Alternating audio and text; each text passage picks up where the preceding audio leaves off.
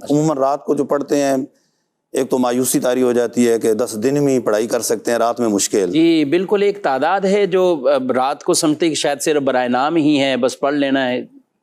حالانکہ رات میں بھی پڑھائی ہوتی ہے، اور میں نے تو خود رات میں پڑھا ہے، اور مکمل رات میں پڑھا ہے، شروع سے لے کر آخر تک، اولا سے لے کر دورہ حدیث تک تمام رات ہی میں پڑھا ہے۔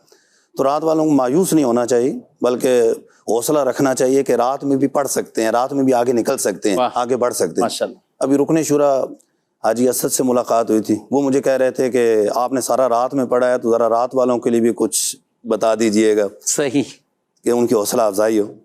تو ایک تو یہ ہے کہ مایوسی اپنے اوپر طاری نہ ہونے دیں، بالکل، کہ کسی کی باتوں میں آ کر کے پڑھائی تو دن ہی میں ہوتی ہے، اصل پڑھائی دن میں ہوتی ہے، رات میں پڑھائی نہیں ہوتی، ایسا نہیں ہے۔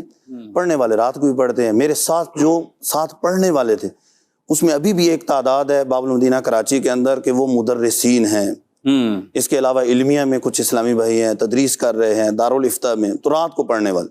ٹھیک ہے، تو جو رات میں جنہوں نے پڑھا ہے وہ بھی یہ خدمات سر انجام دے رہے ہیں۔ تو لہٰذا یہ دیکھنا چاہیے، ایک تو یہ کہ صرف درجے تک نہ رہیں، کچھ نہ کچھ وقت دیتے رہیں۔ جس طرح دن والے پڑھتے ہیں تو ان کا جدول ہوتا ہے، وہ ہلکے لگاتے ہیں، پڑھائی کرتے ہیں، اسی طرح جو رات کے پڑھنے والے ہیں ان کو بھی چاہیے کہ کچھ نہ کچھ وقت دیں۔ یا تو یوں ہو جائے جیسے 10 بجے جو ہے وہ چھٹی ہوئی ہے تو 10 سے 11 تک وہیں بیٹھ کر تکرار کر لیں، ہلکے لگا لیں، کچھ وقت یہ دے دیں، یا فجر کے وقت نکال لیں۔ عموماً رات میں پڑھنے والے دن میں کام کاج والے ہوتے ہیں، جیسے ہم بھی رات میں پڑھتے تھے تو میں دن میں پڑھاتا تھا۔ ہمارے بعض اسلام بھائی ایک پولیس میں تھے، ایک نیوی میں تھے، ایک تاجر تھے، اس طرح مختلف کام کاج والے اسلامی بھائی، اور وہ رات کو پڑھتے رہے۔ صحیح۔ اب اس کا یہ ہے کہ کچھ نہ کچھ وقت تو نکالنا پڑے گا، بالکل، جس طرح دن والے پڑھتے ہیں درجے کے علاوہ بھی، تو یہ بھی صرف درجے کی پڑھائی پر اکتفا نہ کرے، کچھ نہ کچھ وقت دیں، چاہے پڑھائی کے بعد 10 سے 11 بجے تک وقت دے لیں، اور چاہے تو فجر کے بعد وقت دے دیں۔ دن میں کوئی اگر اپنی ڈیوٹی ہے شرعی طور پہ جائز ہو، درست ہو، کسی کی نوکری نہ کرتے ہوں، بلا اجازت ایسا نہ کریں، دن میں کچھ وقت نکال لیں۔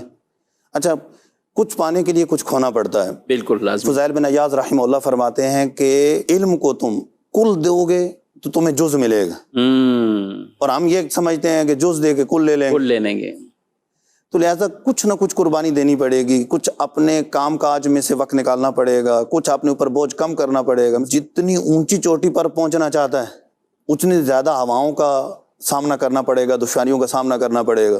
تو علم دین حاصل کرنا اتنے مرتبے والا، منزل والا کام ہے، تو اس کے لیے اتنی رکاوٹیں آئیں گی، شیطان وسوسے ڈالے گا، طرح طرح کی رکاوٹیں کھڑی کرے گا۔ اچھا، دن میں یہ بھی ہوتا ہے کہ عموماً پڑھنے والے بچے ہوتے ہیں، اور ان کے والدین کی طرف سے بھی ہوتا ہے، وہ بھی پوچھتے ہیں کہ پڑھائی کیا ہو رہی ہے، احتساب کرتے ہیں، پوچھتے ہیں۔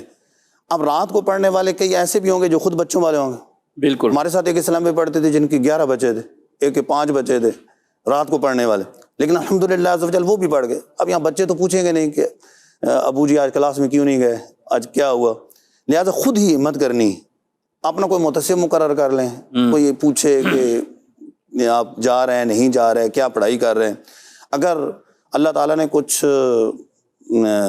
مال و دولت دیا ہے تو اس کے لیے کوئی ٹیوشن کا انتظام کر لیں، کوئی آپ کی دکان پہ آ کے آپ کو کچھ پڑھا دے یا کچھ آپ کو وقت دے دے، اس کے ساتھ تکرار کر لیں، کوئی ایسا اسلامی بھائی ہو، تو اس سے انشاءاللہ عز و جل استقامت ملے گی۔ دعا بھی کرتے ہیں استقامت کی۔ یعنی رات میں پڑھنے والے بھی ایسے نہیں ہے کہ یہ کوئی بالکل جو ہے وہ پارٹ ٹائم میں پڑھا اور پڑھا نہ پڑھا، یا جتنا وقت بھی دیا بس ایسے کہ وقت پاس کیا، ایسا۔ جلال الدین امجدی صاحب رحمۃ اللہ تعالی علیہ، صاحب فتاوی فیض الرسول، جی ان کے بارے میں اگر آپ کچھ ارشاد۔ جی، انہوں نے بھی رئیس التحریر علامہ ارشد القادری صاحب رحمۃ اللہ تعالی علیہ سے پڑھا ہے، اور رات ہی میں پڑھا ہے، رات میں، اور دن میں کام کاج کرتے تھے، درس نظامی پورا، درس نظامی رات کو پڑھے، تو ان سے علم دین حاصل کیے، اور رات کو پڑھا ہے انہوں نے۔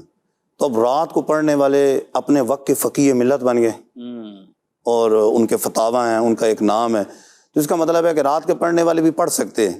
ہاں، ایک اور صرف پڑھ نہیں سکتے، میں تو کہوں گا مفتی صاحب رات کے پڑھنے والوں نے دن میں لوگوں کو پڑھا دیا ہے۔ آپ نے ماشاءاللہ کتنے سال سے، یعنی آپ نے پڑھا رات میں لیکن پڑھایا 23 سال دن میں ہی ہے۔ جی الحمدللہ، تدریس کا جو آپ کا کم و بیش یہ عرصہ بن رہا ہے وہ پڑھایا اپنے دن میں ہی ہے، اور آپ کے ہی آگے اتنے فارغ التحصیل ہیں، سینکڑوں کے حساب سے ہیں، اور غالباً آپ جب سے لاہور شفٹ ہوئے پھر دورہ حدیث وہیں سے شروع کیا تھا یا یہاں بھی؟ کم و بیش 14 سال 13-14 سال ہو گئے لاہور میں آئے ہوئے، اور 14 سال سے دورہ حدیث پڑھا رہا ہوں.